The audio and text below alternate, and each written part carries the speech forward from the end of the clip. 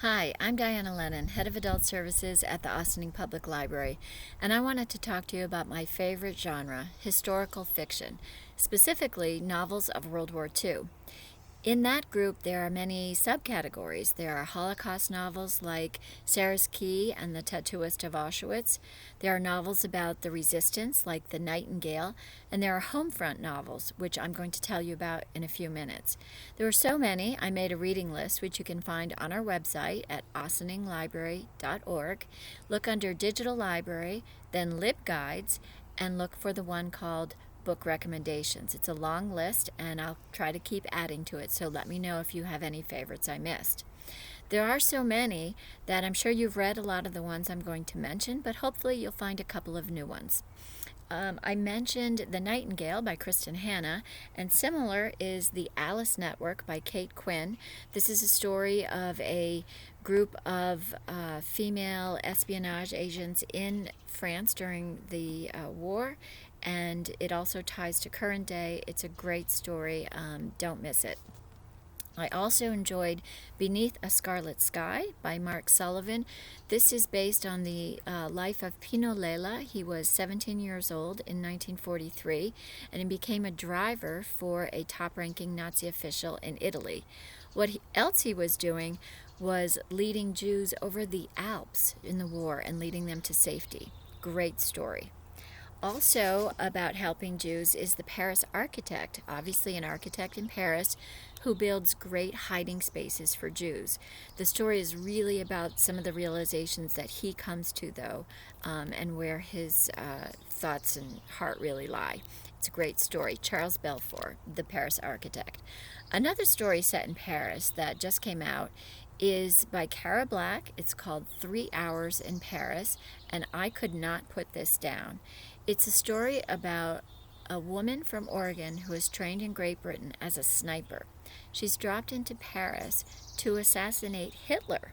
Now, no spoiler alert here. We know she misses, and that all happens in the first few pages.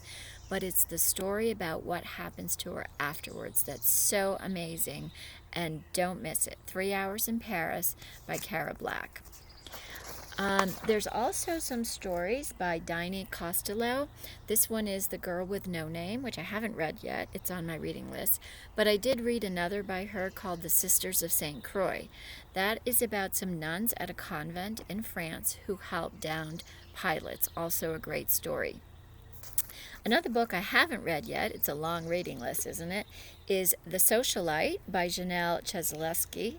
And I wanted to just read you a little bit about this. With dramatic intrigue and inspiring romance, The Socialite will delight readers looking for World War II novels.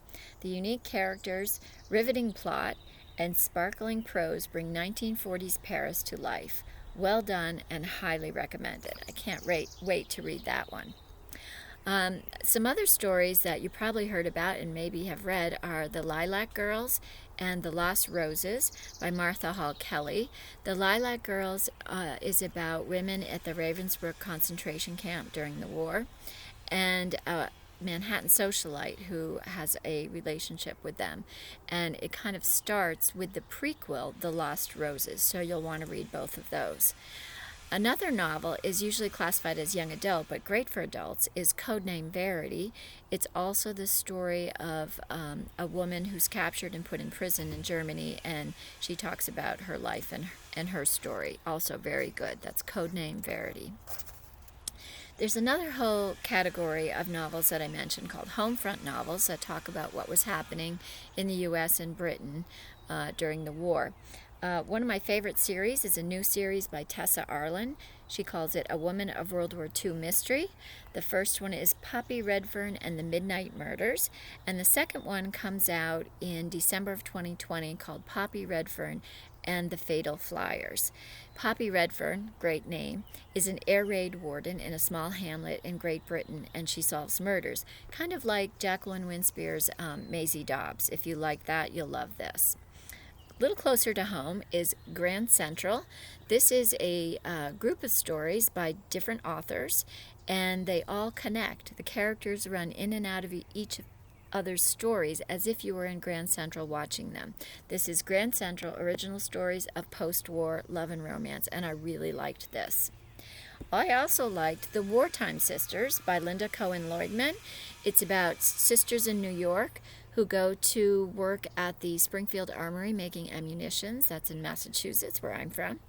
And it's really about their relationship and the new realizations they come to with the war as the background. A nonfiction book that I would like to recommend is The Saboteur by Paul Kix. And Paul Kix did a talk a few years ago about how complex the war is seen in France, not so much like the heroes and heroines of a lot of the novels I mentioned. But this story is about the aristocrat who became France's most daring anti-Nazi commando.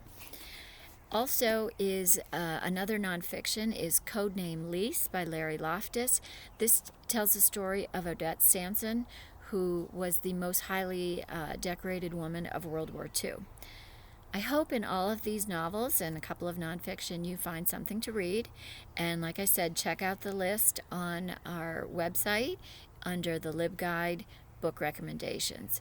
I hope you enjoy them and happy reading.